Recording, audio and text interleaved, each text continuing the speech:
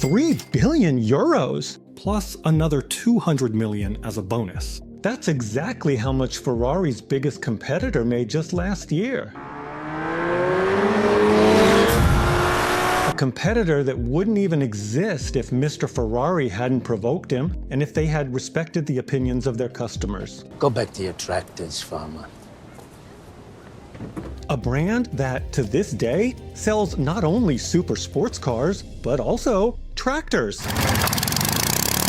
And they're seriously impressive. They have almost 200 horsepower, xenon headlights, a luxurious interior with leather seats, a touchscreen, levers and buttons, and a view that will make you feel like you're in a spaceship.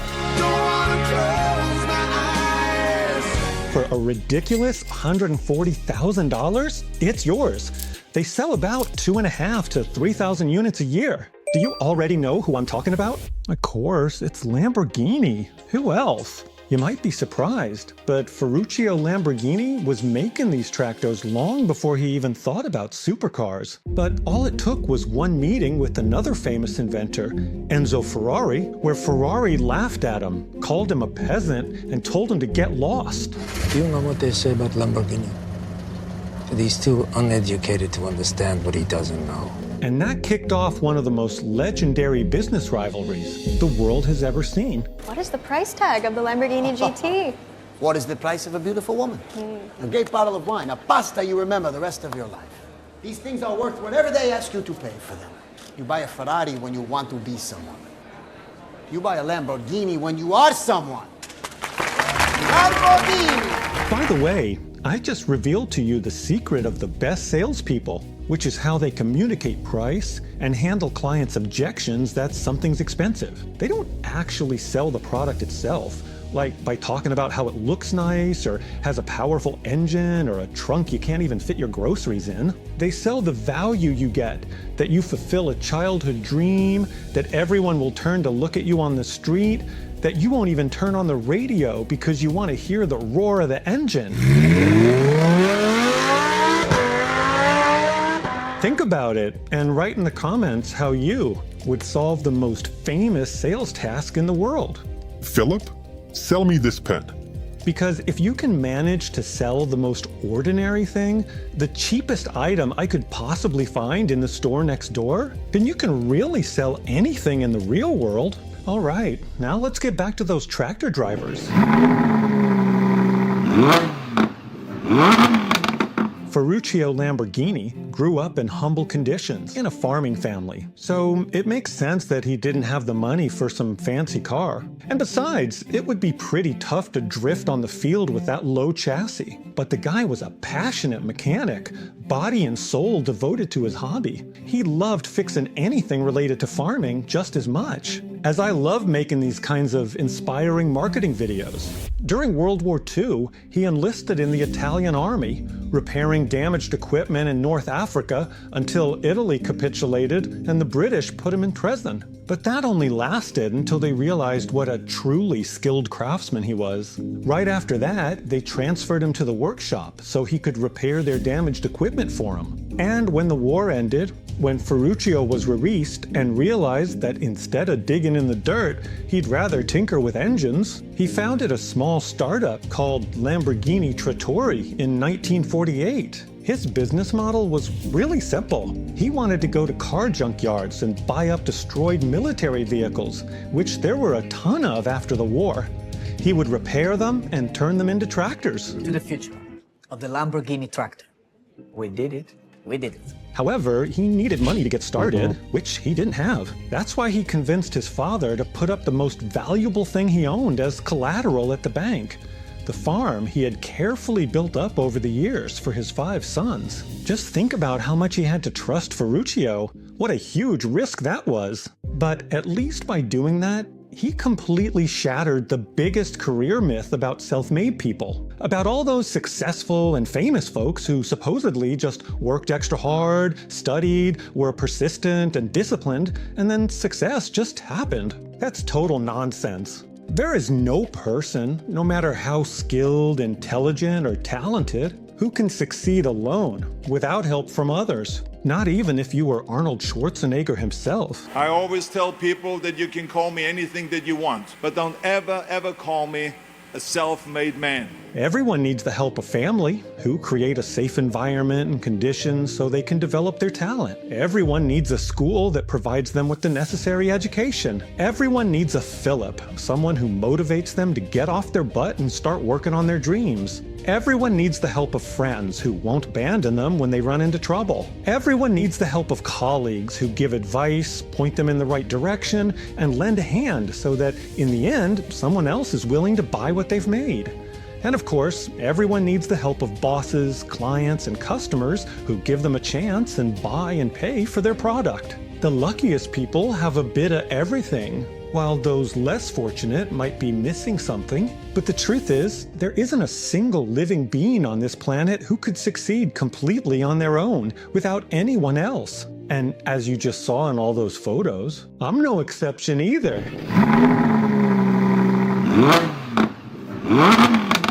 But once Ferruccio got his business off the ground, he practically never stopped. At first, he was selling just one tractor a week, the Carioca model, but since the machine was both high quality and affordable, he was soon selling 200 units a year. And then he just couldn't keep up with the demand. In war-torn Europe, the demand for agricultural machinery was so high that by 1960, he was already employing over 400 people.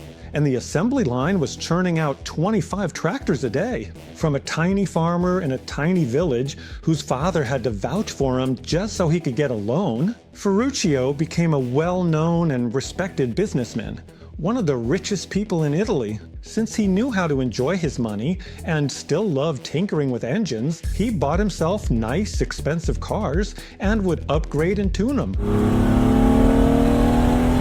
But what really annoyed him about his favorite Ferrari 250 GT was that the clutch kept breaking down. So he took the whole thing apart and was shocked to discover that Ferrari was installing the same part in those expensive, fast sports cars as he used in his cheap slug tractors. So he went to complain directly to the founder of the brand, the famous Enzo Ferrari. In my opinion, you make the best cars in the world. I have 7 of them, one for every day of the week. But with all my Ferraris, there is a problem. The clutch. They all bad. He also told him that he was ripping off his customers because while he paid 10 lira for those clutches, Ferrari was charging 1,000. You're stealing from people. You're charging 10 times what it cost me to put a better clutch in my tractor. And he told him that for that price, he would expect them to use better, higher quality, and more durable components. But as you already know, instead of apologizing, Ferrari laughed at him. Supposedly, the problem wasn't with the car, but with the driver. So he should just stick to tractors and leave fast cars to people who actually understand them. This was exactly the moment when the offended Ferruccio Lamborghini decided he would show Enzo what real supercars should look like and how they should drive.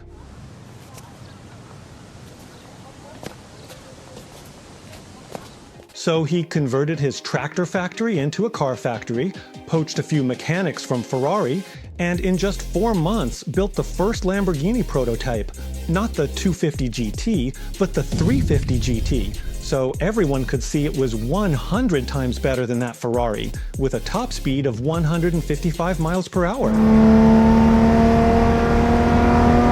Which is so fast that even today, 60 years later, my beloved Seat can't handle that kind of speed. By the way, I don't think it's an ugly car. It's a beautiful iron. And as for the answer to whether Ferruccio succeeded with his new business, or rather just how much he succeeded, you already know it very well today. Lamborghini has become such a legendary car that it's often sold out 2 years in advance. Their annual vehicle sales are counted in the tens of thousands, and their revenues reach into the billions. In the last 7 years, they have tripled. Did Enzo Ferrari really need that? It's proof that no matter how well you're doing, you should always stay humble in every situation and avoid putting others down unnecessarily. Or, on the other hand, it's a real-life example that if someone famous, powerful, and wealthy insults and mocks you, at least you'll know what to do next time. Build cars.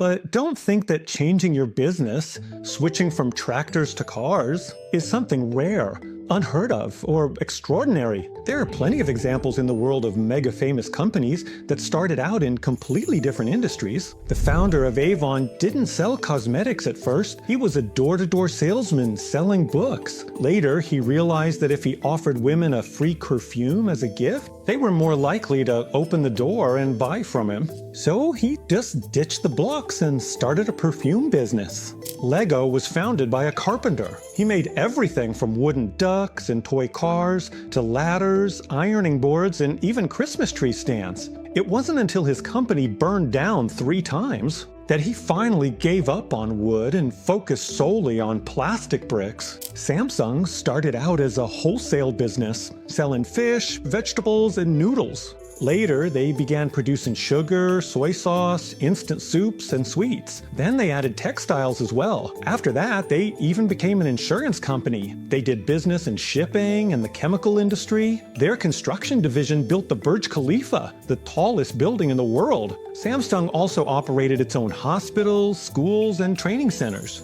And only after they had all of this, only then did they start producing electronics. 30 years after the company was founded, and had already become big and successful. Today, besides the fact that all these businesses are still running, Samsung also owns a global advertising agency. 6,000 employees there serve more than 600 clients. For example, even these beautiful ads for JBL, which block out surrounding noise, that's their work. Harley-Davidson, instead of motorcycles, tried it with motorized bicycles.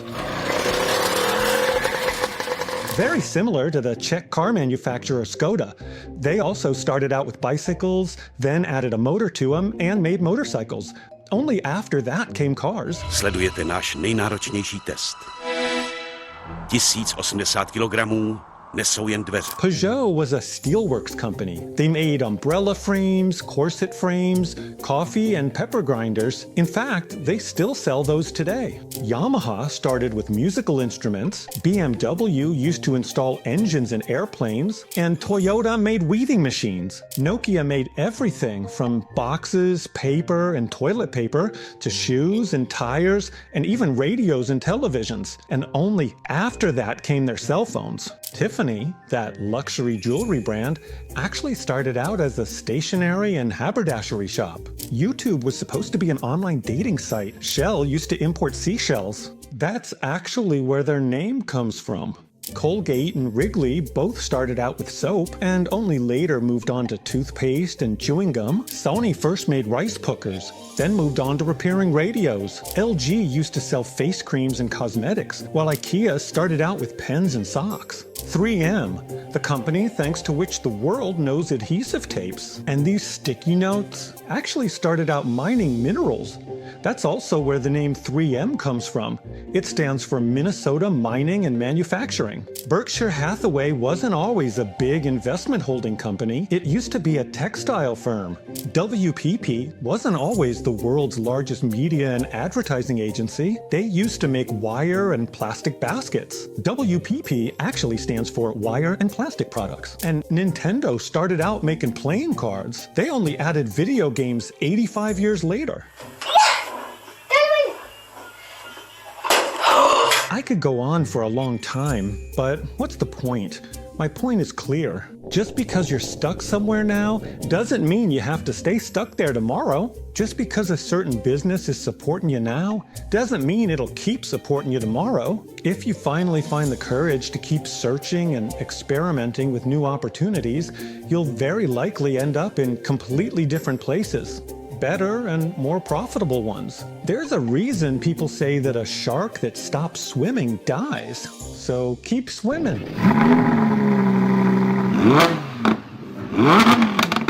Now, let's dive into my own personal archive. Ready to poke at a few old wounds? What do you think? This is me, 24 years ago, on a garbage truck. In my final year of high school, I was the worst in my class. I was getting D's in accounting. That's because I used to play games until 5 in the morning and barely studied at all. I applied to 8 universities, but I didn't pass the entrance exams at any of them. I only got accepted to a private school. because there, you had to pay for it. But actually, even there, I was only accepted into the preparatory year. Wow, I must have really been a hopeless case. So during the summer holidays, I went to my dream America for work and travel.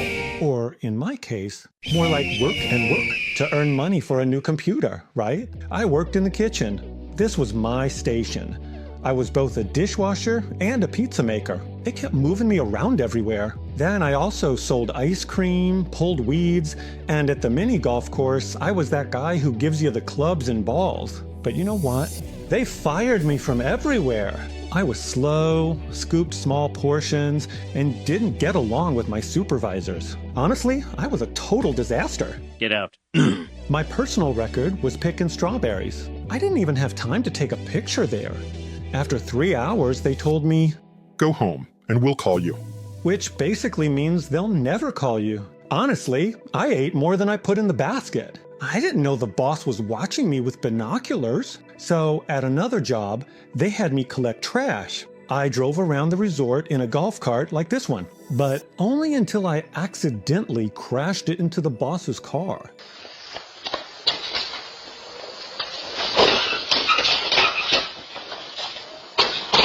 After that, I walked around the resort on foot, guarding the parking lot. Honestly, you wouldn't bet a few cents on me. You're goddamn right. And today, I have a company with 12 awesome colleagues. Our technology is deployed on more than 100 major and prestigious Slovak media outlets. We serve hundreds of clients and millions of users. And that lazy Philip managed to organize everything so well that he can actually spend a lot of hours creating, writing hundreds of newsletters and thousands of posts, shooting tons of videos, making super useful courses, presenting at conferences for big companies, and even at high schools for young students who might also be up playing video games until 5 in the morning while their grandmas just wring their hands wondering, what will become of little Philip?